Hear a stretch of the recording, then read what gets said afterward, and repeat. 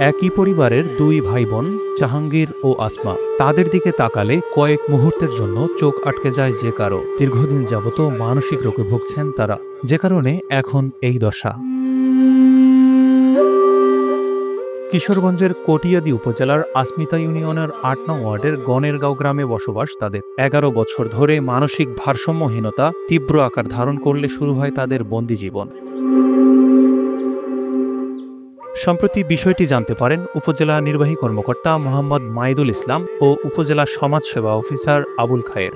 ঘটনাস্থলে যান তারা। এই দুই ভাই বোনের এমন জীবনযাপন দেখে ইওনো দুঃখ প্রকাশ করেন। এইভাবে দুটো মানুষ বেঁধে রাখা যায়, এটা তো অমানবিক। জি স্যার, আমরা তো কিচ্ছু করার মতো কেমন। আমি উপজেলা প্রশাসনের পক্ষ থেকে তাদের চিকিৎসার ব্যবস্থা গ্রহণ করব।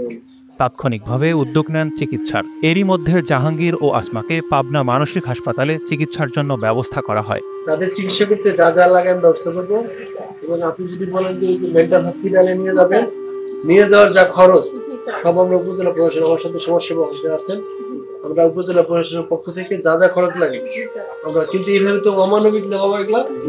প্রতিবেশীদের একটাই প্রত্যাশা, জাহাঙ্গীর ও আসমা সুস্থ হয়ে স্বাভাবিক জীবনে ফিরে আসুক।